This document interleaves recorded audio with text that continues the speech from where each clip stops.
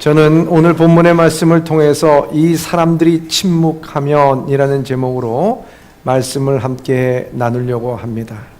오늘은 종료주일입니다. 종료주일은 예수님께서 이 땅에 오신 목적인 우리를 구원하시기 위하여 십자가의 죽음을 각오하시고 예루살렘으로 낙이 타고 입성하신 것을 기념하는 주일입니다.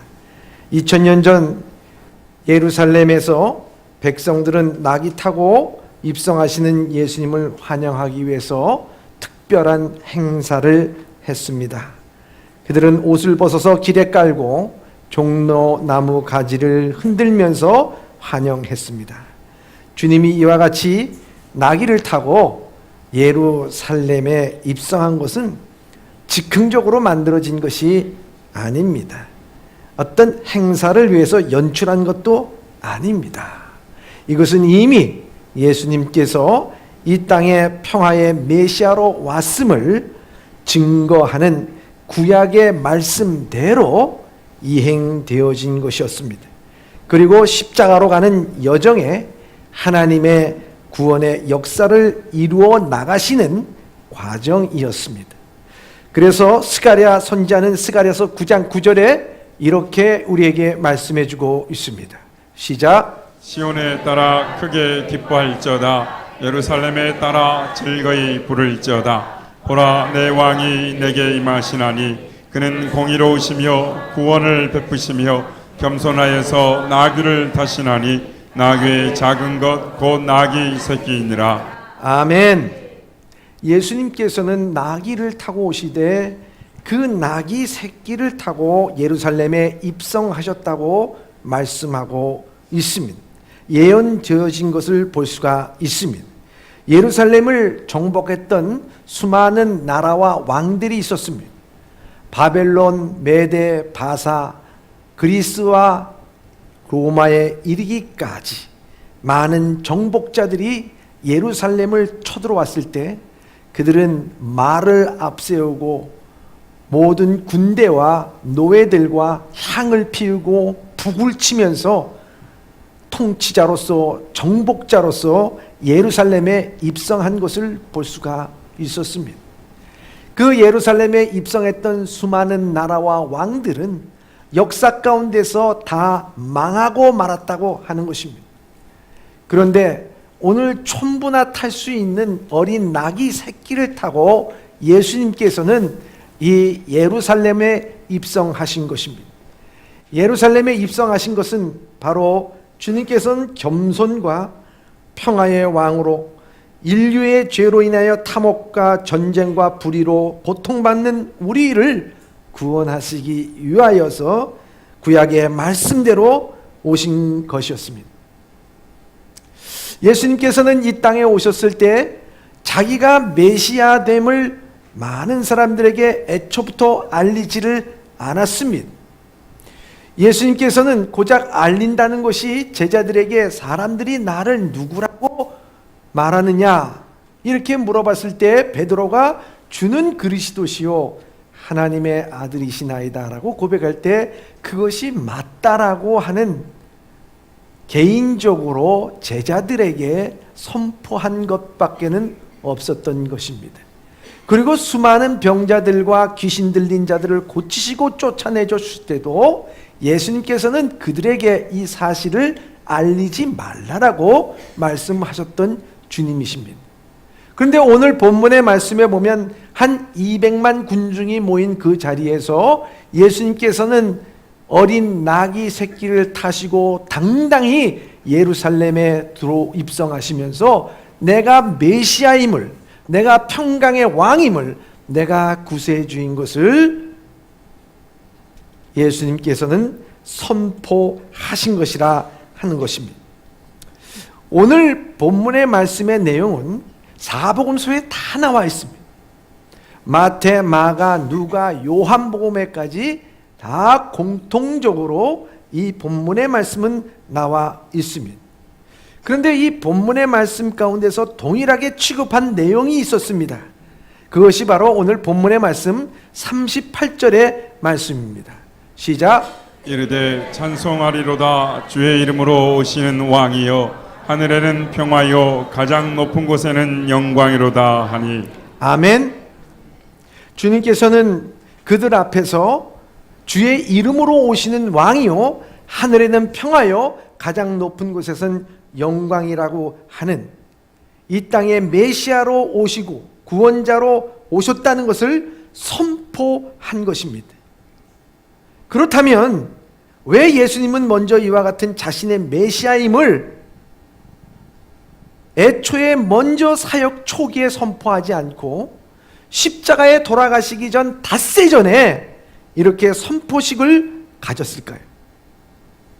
그것에 대한 의문은 동일한 본문의 말씀을 취급하고 있는 요한복음 12장 16절에 이렇게 나와 있습니다.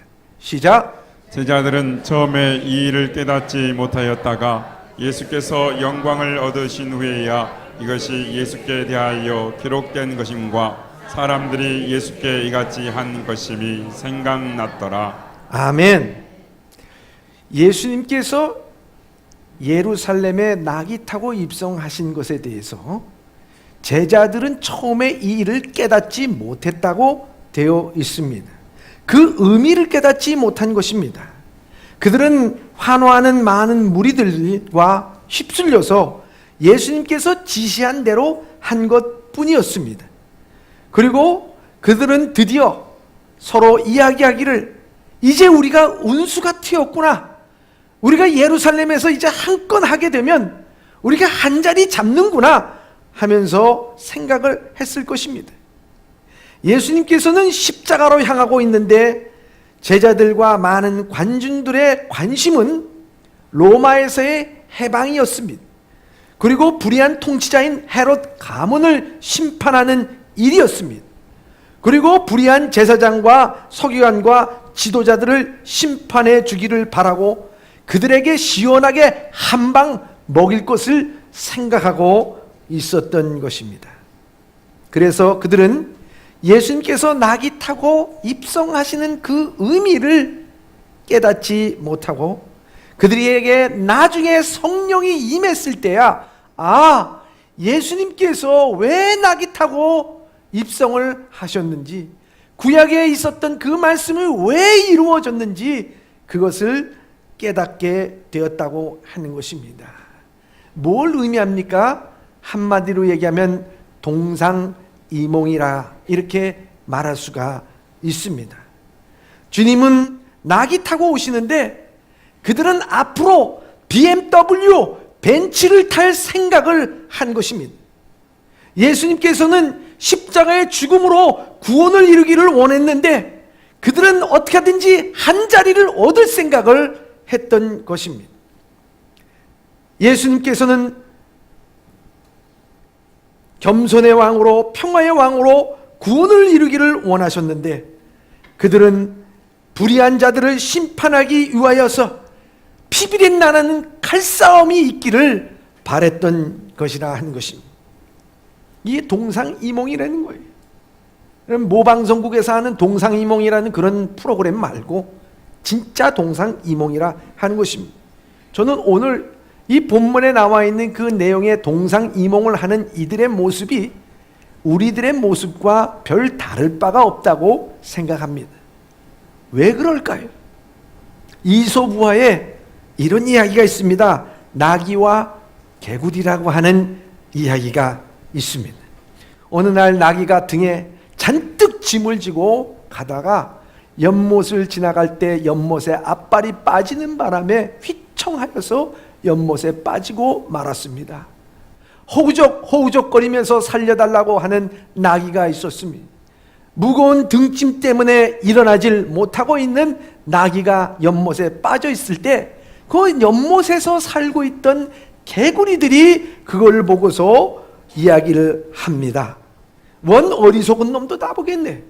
아니 물에 약간 빠졌다고 저렇게 소통을 치다니. 우리는 맨날 물에서 사는데 뭘 그거 갖고 그렇게 힘들다고 그래 하면서 그들에게 대해서 나귀에 대해서 한심하다고 일침을 가합니다. 물속에 사는 이 개구리 왜 이런 말을 했을까요? 자기의 기준으로 나귀의 형편을 판단한 것입니다. 이 이소 우화의 의미가 무엇일까요? 오늘도 우리가 사는 세상이 별 다를 바가 없다 하는 것입니다. 사람들은 어떤 사건이 생기면 흔히 자신의 지식이나 경험이나 환경을 갖고 판단하는 경우가 있습니다. 이것이 무엇을 의미하냐? 자기 중심적 판단이라 말할 수가 있습니다. 실제의 상황을 이해하는데 큰 걸림돌이 되는 것입니다. 이러한 잘못된 판단은 때로는 자신에게 큰 손실을 초래할 수 있음이 자명한 것입니다. 그래서 그들은 이러한 자기 중심에 빠져 있었다는 것입니다. 오늘 예수님께서 사역을 하시는 것을 이해하지 못하는 제자들은 그들이 지식이 없음이 아닙니다. 그들의 눈치가 없기 때문도 아니라 하는 것입니다. 자기 세계, 자기 기준, 자기 판단에 빠져 있기에 예수님은 십자가를 향하고 있는데 그들은 여전히 이 한 자리를 할 생각과 자기 안위에 생각했던 동상이몽이라 하는 것입니다. 사랑하는 예봄의 성도 여러분, 오늘 여러분들은 이 종료주일을 맞이해서 주의 전에 와서 예배를 드리기 위해서 왔습니다. 여러분, 오늘 이 예배 시간에 주님께서는 여러분들의 손을 붙잡고 가고자 하는 길이 있을 것입니다. 그런데 여러분들은 이 예배를 통해서 얻고자 하는 것이 무엇입니까? 주님께서 가고자 하는 길과 여러분들이 얻고자 하는 것이 같습니까? 만일 그것이 다르다고 하면은 그것은 동상이몽이라고 하는 것이고, 오늘 우리는 이 제자들과 같이 예수님께서 나귀 타고 오시며 십자가를 향한 여정을 이해하지 못하는 이 모습과 별 다를 바가 없다라고 하는 것입니다. 예수님께서는 그 사역 초기부터 메시아임을 선포하지 아니하셨습니다. 그 이유는 말보다 행동으로 보여주셨고, 이 일로 인해서 제사장과 바리새인과 사두개인들에게 하나님의 사역을 방해받지 않기 위함이었습니다. 하나님께서는 무력으로 평화를 이루고자 하신 분이 아니었습니다. 뿐만 아니라 하나님께서는 전지전능한 기적과 이적을 통해서 하나님은 우리를 구원하시고자 했던 것이 아닙니다. 예수님께서는 철저하게 우리와 똑같은 인간이 되셔서 우리가 받아야 될 모든 수치와 죄악으로 인해 고통과 멸시를 그대로 받으시고 육체적 고통까지 그대로 받으시면서 우리를 불쌍히 여기시고 긍휼히 여겨주시고 죄인과 세리들의 친구가 되시고, 때로는 성전에서 하나님의 전을 더럽히는 자들과 위선한 자들에게 책망하시고 말씀하셨던 주님의 모습이었습니다. 주님께서는 이와 같이 온전하게 우리의 모든 고통을 다 당하시고 소외된 사람들의 친구가 되서 구원해 주셨던 주님이셨습니다.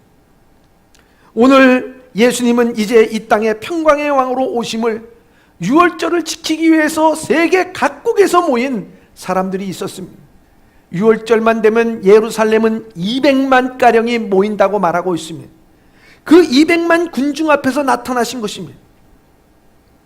그런데 오늘 본문의 말씀 누가복음의 아주 특이한 내용은 무엇인가? 사복음서 가운데 모두가 다 공통적으로 들어있지만 유독 이 누가복음에서만 나와 있는 두 구절이 있습니다. 그 두 구절은 무엇인가?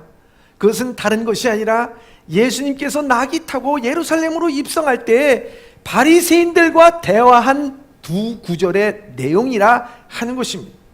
그것은 마태, 마가, 요한복음에 생략되어 있습니다. 오직 누가복음에서만 우리에게 다뤄주고 있습니다. 그러면 누가복음에서 왜 이와 같은 사실을 우리에게 다뤄주고 있는가 하는 것입니다. 그것은 다른 것이 아니라 예수님께서 십자가에 못 박히신 그 십자가의 사랑을 대해서 우리가 어떻게 이해하고 그리고 어떤 자세로 우리가 살아가야 되는가 하는 것이 그 두 구절에 우리에게 말씀하고 있다 하는 것입니다. 그 두 구절은 어떤 내용입니까? 다른 것이 아닙니다.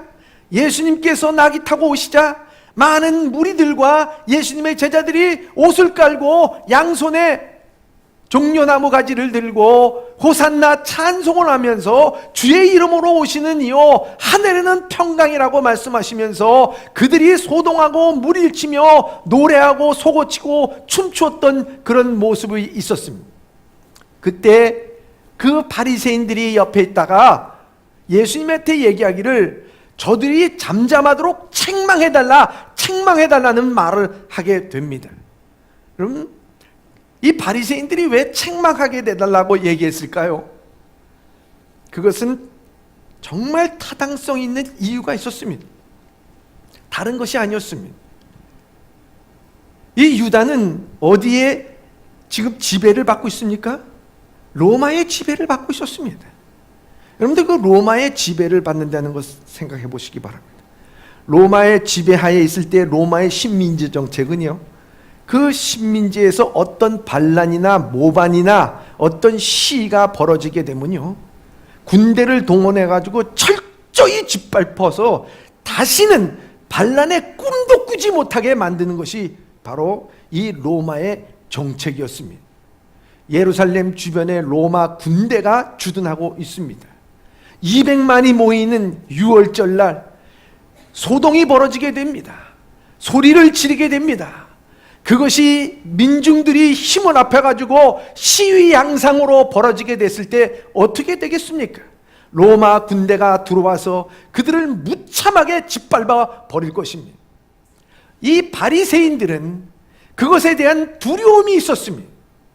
알지도 못하고 저렇게 떠들어대고 종려까지 나무로 흔들어대는 저들의 모습을 보며 이거 봐, 지금 때가 어느 때인데 종려나무 가지를 흔드는 거야. 그렇게 소리 지르고 그렇게 하다가는 우리가 다 죽어. 그러니까 조용하라고, 예수님 저 사람들 좀 조용하게 해주세요 하면서 그들 책망하게 해달라고 예수님 앞에 얘기를 하게 됐습니다.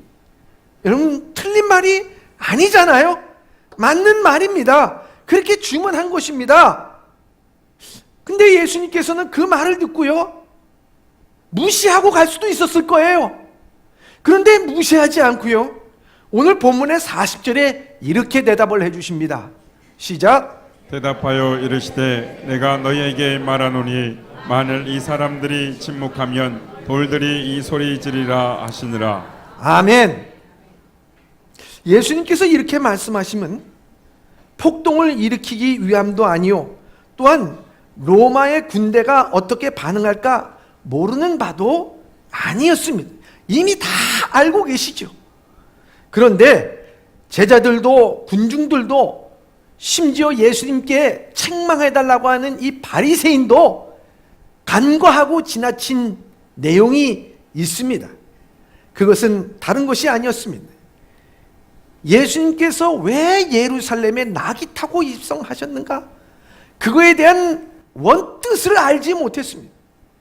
예수님께서 예루살렘에 입성한 것은 살기 위해서 온 것이 아니라 죽기 위해서 오신 것입니다. 예수님께서 이 예루살렘에 온 것은 모든 것을 얻기 위해서 오신 것이 아니라 모든 것을 내어주시기 위해서 오신 것입니다. 예수님께서 이 예루살렘에 온 것은 영광을 받기 위한 것이 아니라 우리의 죄로 인해서 고통과 수치와 멸시를 받기 위해서 오신 것입니다.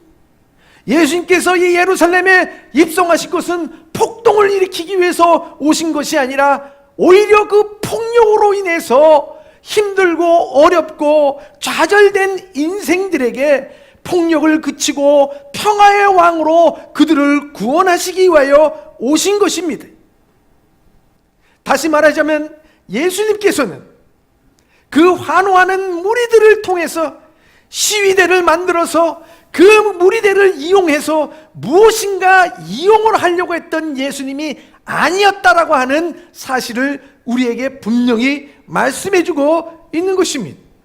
그래서 오늘 이 말씀에 바리새인들이 말하신 것은, 바리새인들에게 이렇게 말하는 것은 바리새인들만이 아니라 오늘 우리의 모든 믿는 자들에게 깨우침을 주시는 하나님의 말씀이라고 하는 것입니다.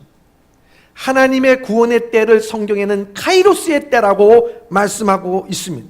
그것은 주님이 정하신 때요, 인간이 정하신 때가 아닙니다. 세상의 때와 세상의 기운과 상황을 보면서 예수님께서 판단하시고 행동하신 게 아니라고 하는 것입니다. 하나님께서 구원을 이루고자 하는 때는 하나님의 때입니다. 하나님의 때에 하나님께서는 역사하시고 있다 하는 것입니다. 하나님은 로마 군대가 무서워서 또 이때 상황에 어떻게 할 것이 아니라고 하는 것입니다. 하나님은 그 유다 백성들이 호산나 찬양하는 것은 그들의 자발적으로 찬양한 것이 아니라 하나님께서 그들의 입을 열어서 주님께서 메시아로, 평화의 왕으로, 구원자로 이 땅에 오셨다고 하는 것을 그들이 자발적이 아니라 하나님께서 그들의 입을 열어서 찬양케 하고 호산나 찬양을 했다고 하는 것을 우리에게 말씀을 해주시는 것입니다.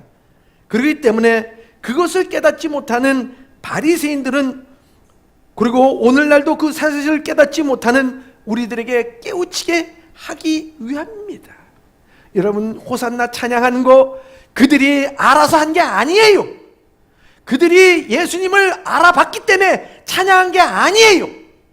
그것은 바로 하나님께서 그들의 입을 열어서 찬양케 했기 때문이라 하는 것을 우리에게 말씀해주고 있다 하는 것입니다. 성경상에 보면은 아벨이 억울하게 죽었습니다. 그렇잖아요. 들에서 아무도 보지 못할 때 가인에 의해서 돌로 쳐 죽임을 당했습니다. 그랬을 때 하나님은 가인을 찾아서 내 아우 아벨이 어디 있느냐고 물어봤을 때 내가 동생을 지키는 자이니까 라고 반문을 하게 됩니다.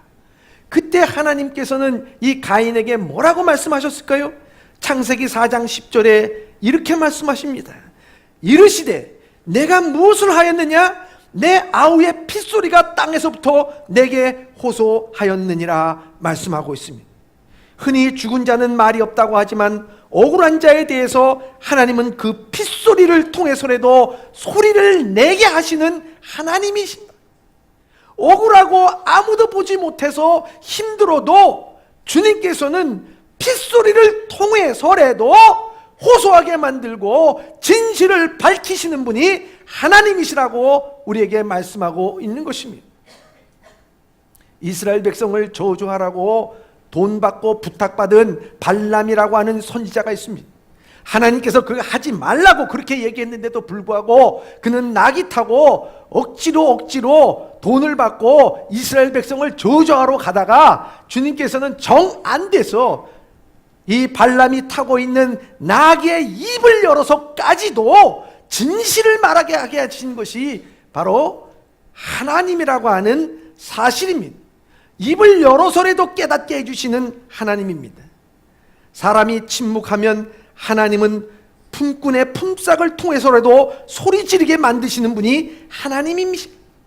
야고보서 5장 4절에 보면 보라 너희 밭에 추수한 품꾼에게 주지 아니한 싹이 소리를 지르며 그 추수한 자의 우는 소리가 만군의 주의 귀에 들렸느니라 말씀하고 있습니다. 부자가 품꾼의 품삯을 지불하지 않고 유예하거나 이런저런 목적으로 삭감하고 그 품삯을 더 주지 않을 때 얼마나 이 품꾼은 그 받지 못해 하루 벌어 하루 살아가는 이 품꾼은 얼마나 힘들고 괴롭겠습니까? 그런데 그 품꾼이 그 소식에 대해서 상전한테 얘기하게 되면 오히려 더 불이익을 당할까봐 말 못하고 있을 그때에도 하나님은 그 말 못하고 있는 그 품꾼을 아셔서 그 품삯을 통해서라도 진실을 밝히고 말씀을 하시고 소리내게 하시는 분이 하나님이시라고 하는 것을 우리에게 말씀해주고 있는 것입니다. 그럼 오늘 본문의 말씀에서 예수님께서 낙이 타고 왔을 때 그 바리새인들이 저들을 잠잠하게 해달라고 얘기할 때 주님께서는 우리에게 말씀하시기를 뭐라고 말씀하시죠? 이들이 잠잠하면 저 돌들이 소리를 지르리라고 말씀하고 있는 것입니다. 여러분, 무엇을 의미하는 것입니까?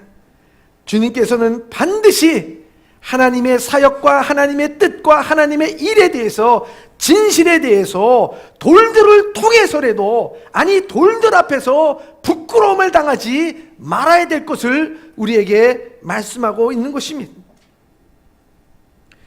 오늘 본문의 말씀에서 예수님은 이들이 침묵하면 돌들이 소리 지른다고 말씀하고 있습니다. 그것은 바로 군중의 환호와 이들의 자발적으로 한 것이 아니라 하나님께서 이들의 입을 여셨기 때문이라을 알아야 된다 하는 것입니다. 메시아의 사역이요 하나님의 섭리라고 하는 것입니다. 그것을 깨닫지 못하기에 이들이 침묵하면 돌들이 소리 지른다고 말씀하는 것입니다. 사막의 교부라고 하는 그 책에 이런 이야기가 나옵니다. 아타나시우스라고 하는 사막의 교부가 판보라고 하는 또 유명한 교부를 알렉산드리아로 와달라고 청했습니다. 알렉산드리아에 도착한 이 사막의 교부 판보는 아리따운 여배우를 보면서 통곡을 하며 눈물을 흘리게 됩니다. 그러자 그 옆에 있던 사람이, 선생님은 왜 저 아름다운 여인이 연극을 하는 것을 보면서 왜 저렇게 눈물을 흘립니까? 그러니까 내가 눈물을 흘리는 이유는 두 가지입니다. 첫째는 그녀가 그리스도를 믿지 않았기에 정죄를 받았기 때문에 마음이 아파서 웁니다. 둘째는 사악한 인간을 즐겁게 하기 위해서 그녀가 그렇게 애를 쓰는 것보다 거룩하시고 좋으신 하나님을 기쁘시게 하기 위hen 내 자신이 너무나도 덜 애쓰고 있다고 하는 사실을 바라볼 때 내가 너무 슬프고 안타까운 것을 깨닫기 때문이라, 이렇게 말합니다. 그렇습니다. 주님은 무엇을 위하여 낙이 타고 오셨는지를 깨닫지 못하면 돌들 앞에서 부끄러움을 당할 것입니다. 세상 앞에서도 부끄러움을 당할 것입니다.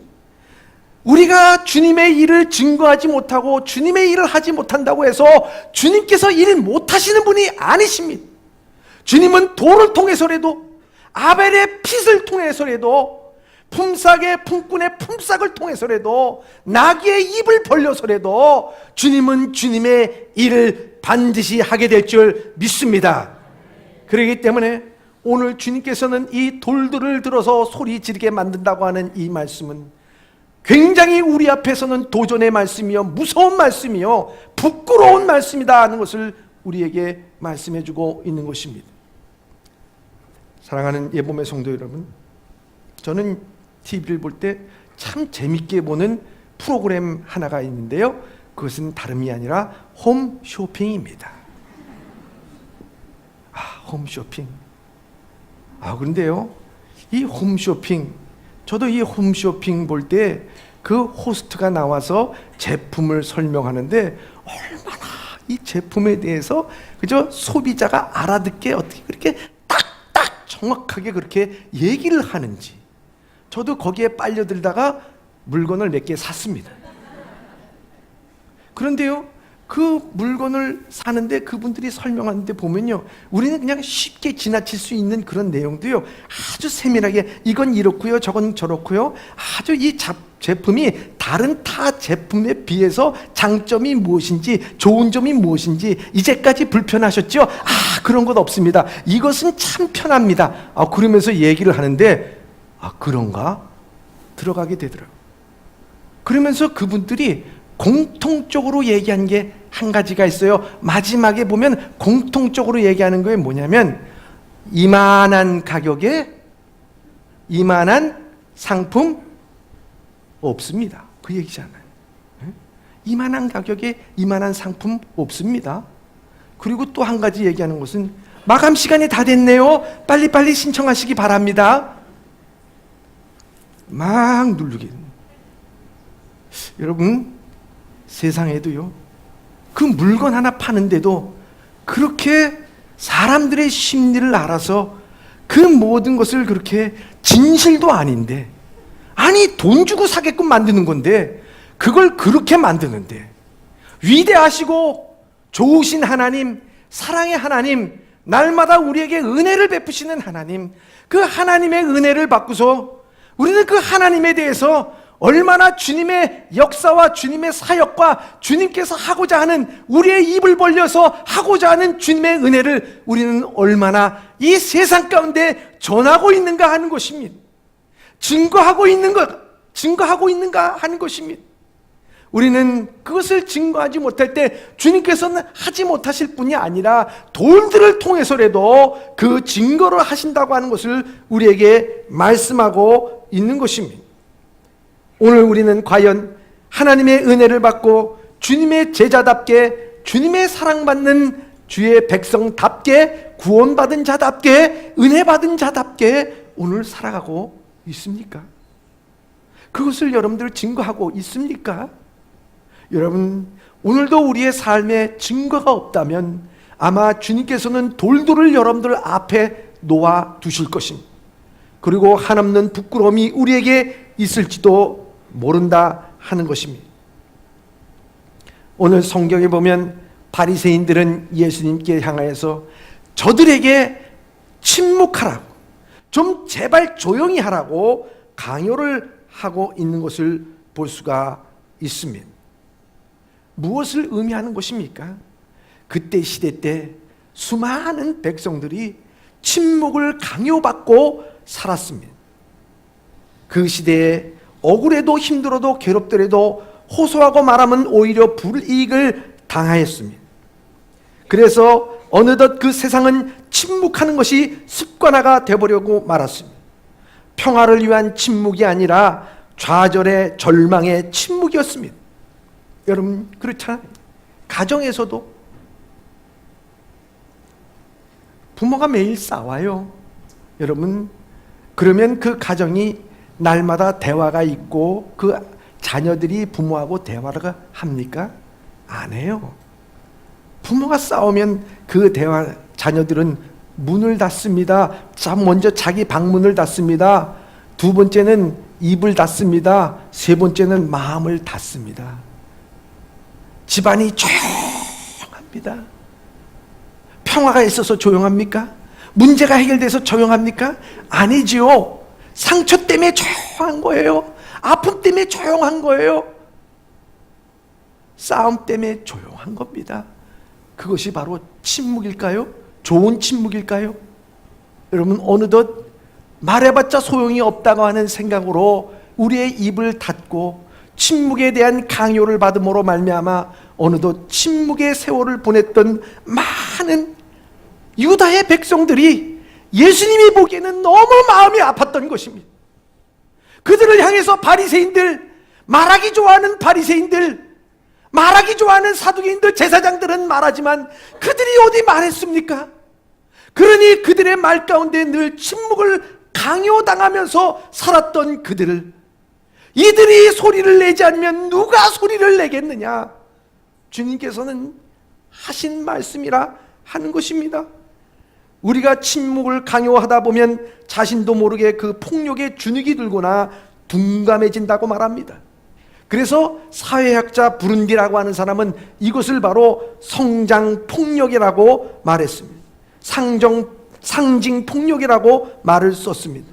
왜냐하면 그 폭력을 말에 있어서 침묵하고 말하지 말고 조용하고 너는 찌그러져서 당해라, 너는 그대로 있으라고 항상 강요를 당했을 때 자기도 모르게 자기에게 오는 그런 모든 침묵을 강요하는 것이 당연하고 합당하다고 생각하며 입 다물고 살아가는 세월이 있다라고 하는 것입니다. 하나님 나라에 관해서 침묵할 것, 불의에 대해서 저항하지 말 것, 진실에 대해서 발언하지 말 것, 사회적 약자의 편에 서서 일하지 말 것, 그것을 가져올 손해와 외로움을 기억하고 두려워할 것. 여러분, 오늘 우리 이 시대에 이와 같은 무언의 언어가 폭력처럼 위협하고는 있지 않습니까? 오늘도 불이익을 당하면서 쉬쉬쉬쉬하고 말하지 말라고. 왜 미투가 10년 전, 15년 전, 몇 년 전 이야기가 그때 나오지 않고 왜 그렇게 오랜 세월 후에 나오게 됩니까? 상징폭력이라고 하는 폭력으로 인해서 이미도 침묵에 젖어들고 습관화돼 버리고 말 못하는 그들이 되었기 때문에 오늘 말하고 있는 것 아니겠습니까?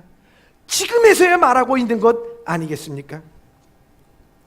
이 침묵이 폭력이 내면화되어서 그 입을 다발아버리게 말고 침묵하게 만든 것입니다. 마틴 루터 킹 목사는 흑인 해방 운동에 침묵하는 백인들을 향해 이런 말을 한 적이 있습니다. 이 시대가 반드시 회개해야만 하는 일들이 있습니다. 그것은 악인들의 신랄한 말과 폭력적인 행동만이 아니라 주위에 앉아서 때를 기다리라고 말하는 선한 사람들의 무시무시한 침묵과 무관심이라고 말하고 있는 것입니다. 사랑하는 예범의 성도 여러분, 오늘도 우리는 하나님의 은혜를 누리고 살면서도 침묵에 익숙해져 있지는 않는가? 오늘 세상의 바쁜 생활을 사다 보면 세상의 모든 질서와 세상이 말하고자 이끌고자 하는 그 논리에 의해서 오늘 성도들 그리스도인들에게 얘기하기를 교회가 이 세상에서 잘한 게 뭐냐 말했을 때 우리는 침묵하고 있지는 않습니까? 오늘 주님께서 우리에게 주신 은혜와 감사와 간격이 있는데 세상이 자기를 향해서 무언가 화살을 줄 것을 두려워해서 우리는 침묵하고 있지는 않습니까? 세상 사는 게 다 그런 거야. 너 혼자 잘났다고 생각하지 말고 그렇게 유난히 믿는다고 믿는 척하지 말라고 얘기할 때 우리는 입을 다물고 있지는 않습니까? 오늘 세상의 폭력 앞에서 사단이 우리를 폭력 앞에 노출시키는 그거 앞에서 오늘 우리는 침묵하고 있지는 않는가 하는 것입니다. 그때 주님께서는 우리에게 말씀하시기를 저 돌들이, 이 꽃들이, 이 이파리들이 소리를 지르겠다고 우리에게 말씀해주고 있는 것입니다. 미국의 아주 독실한 기독교 가정에 입양됐던 한국 입양아가 있습니다. 그분이 쓴 책이 있는데 그 책이 무엇인가? 스티븐 모린슨의 이야기라고 하는 책입니다. 이분이요, 어렸을 때 아버지가 사업에 실패를 했어요. 그래서 매일 술 먹고 들어와서 아내를 두들겨 팹니다. 그러니까 아내가 천디다 하겠다 못해서 도망가 버리고 말았어요. 이 아이가 5살 때 아버지도 술 먹고 사고 치는 바람에 저 경찰서에 들어가서 유치장에 들어갔다가 감옥서 형무소로 가버리고 말았습니다. 여러분, 5살 아이, 부모가 없는 것도 아닌데 부모가 버림으로 말미암아 더 상처잖아요. 5살 아이와 3살 동생 둘이 달랑 이 세상에 남겨놓은 거예요. 먹을 것도 없습니다. 기대할 것도 없습니다. 어디 갈 데도 없습니다. 정말 쓰레기통 뒤져가지고 먹기 시작하고요. 다리 밑에 가가지고 신문지 뒤집어 쓰고 자고요. 여러분들 생각해 보세요. 여러분들의 자녀 5살 난 아이가 부모 없이 내 자식이 그러고 돌아다닌다고 생각해 보세요. 피가 나오잖아요. 눈물 눈에서 피눈물이 나오잖아요. 그랬어요. 최석춘이라고 하는 이 사람. 그러다가 고아원에 들어갑니다. 고아원에 들어가서요, 또 하나님께서 인도하여 주셨는지 그 입양이요 14살만 되면 입양이 안 됩니다. 근데 14살 되기 전에 저 유타주에 있는 신실한 성도의 집에 입양이 되게 됩니다. 유타주는요 다 몰몬 교도들이에요. 근데 그 중에서 침례 교도인 집안에 입양이 됩니다. 13살 난 아이가 그곳에 가니까 말도 제대로 못하고 구구단도 제대로 하지 못하고 영어도 하지 못하는 그야말로 영양실조 걸려서 늘 다리가 절고 있는 그 아이가 들어올 때 그 아이가 한국 음식이 좋아한다고 해서 그 양배추를 만들어서 김치를 만들고 아이를 위해서 모든 보살핌을 하게 되고 마지막에는 그 다리가 아픈 것을 고쳐주기 위하여 그 병원에 가서 고쳐주게 되고 그 병원비를 물기 위하여 엄마는 나가서 일을 하게 됩니다. 어느 날 이 아이가 조금 회복이 됐을 때 그 양아버지가 이렇게 얘기합니다. 스티브, 나는 말이야 세상에서 가장 잘한 거야 3가지가 있어. 첫째는 하나님을 내가 믿은 게 난 너무너무 잘한 거예요. 두 번째는 너희 엄마하고 결혼한 것이 나는 너무나도 행복하단다. 그리고 세 번째는 복동이인 너를 내가 입양한 것이 너무너무 하나님 앞에 감사하단다. 그의 사랑을 확 받아들자. 그 다음부터 열심히 공부하기 시작합니다. 제대로 배우지도 못하고 제대로 알지도 못했던 것을 밤을 새워가며 공부를 하며 그 고등학교를 수석으로 졸업하고 그 다음에 저 퍼듀에 인디아나 퍼듀에 있는 대학을 수석으로 졸업하면서 그는 미국의 최고의 두뇌들이 모이고 있는 미 항공우주국 나사의 수석 연구원으로 들어가게 됩니다. 그는 거기서 열심히 일하면서 마음속에 자기의 정체성의 문제가 생기게 됩니다. 나는 한국 사람, 나는 최 씨인데 나 최 씨의 아버지를 찾고 싶어요. 내가 과연 누구인가? 그 갈등을 겪고 있을 때 그 아버지가 다시 한번 스티브에게 얘기합니다. 스티브, 나는 네가 한국 사람이 되는 거 별로 중요하게 여기지 않아. 내가 미국 사람이 되는 것도 별로 중요하지 않아. 중요한 것은 하나님이 너를 아름다운 사람으로 만들어 주셨다는 거야. 내 자신이 하나님 앞에서 아름다운 사람이 되면 그것으로서 하나님 앞에 영광 돌리는 일이지. 그때부터 그는 하나님 앞에 기도하기 시작합니다. 하나님, 내가 아름다운 사람이 되기 위해서 어떻게 해야 됩니까? 어떻게 해야 됩니까? 예전에 과거의 상처와 아픔과 버려졌던 자기의 모든 슬픔이 있는데 주님 앞에 기도를 하기 시작합니다. 기도를 하는 가운데 하나님께서 그에게 응답을 주시기를, 내가 너를 왜 버렸겠니? 버린 것이 아니란다. 너를 통해서 오늘도 수많은 버려지고 상처받는 아이들을 내가 보살펴 주기 위해서 아픔을 너에게 준 거란다. 그것을 깨닫기 시작합니다. 마음속에 확 받아들이기 시작합니다. 한평생을 나를 버려서 이렇게 고생시켰다고 세상을 원망하면서 살아가야 될 그 인생이 변해서 아름다운 인생이 됩니다. 세상과 단절하면서 살아갈 인생을 하나님께서는 세상의 문을 열어줍니다. 증거하게 만듭니다. 소리 지르게 만듭니다. 그래서 그는 한국 이방 홍보회라고 하는 그 단체를 만들게 됩니다. 한국 애들만 이방하는 것이 아니라 미국의 5개의 지부를 들고 우리나라의 28개의 지부를 두면서 이 고아들을 보살피고 세계 각국에 있는 고아들을 또 부모 없는 사람들을 입양시키며 그것도 좋은 가정에서 잘 자라날 수 있도록 그들의 아픔을 갖고 그들을 보살피는 일을 하면서, 하나님, 내게 이런 일을 맡기시려고 저를 그런 고난과 역경 속에서 아름답게 만들어 주심을 감사를 드립니다. 그는 그 책에서 그렇게 간증을 하고 있는 것을 볼 수가 있습니다. 오늘 우리는 부족함이 없이 살아가고 있습니다. 그럼에도 불구하고 우리의 입술에서는 감사의 아름다움의 증거보다는 오히려 없는 것에 대한 불평과 원망을 갖고 우리는 살아가고 있지는 않습니까? 오늘 우리가 불평하고 원망할 때 주님께서는 우리에게 돌들을 우리 앞에 놓을 것입니다. 내가 찬양하지 않으면, 내가 증거하지 않으면, 내가 하나님께 영광 돌리지 아니하면 이 돌들이 소리를 지르겠다고.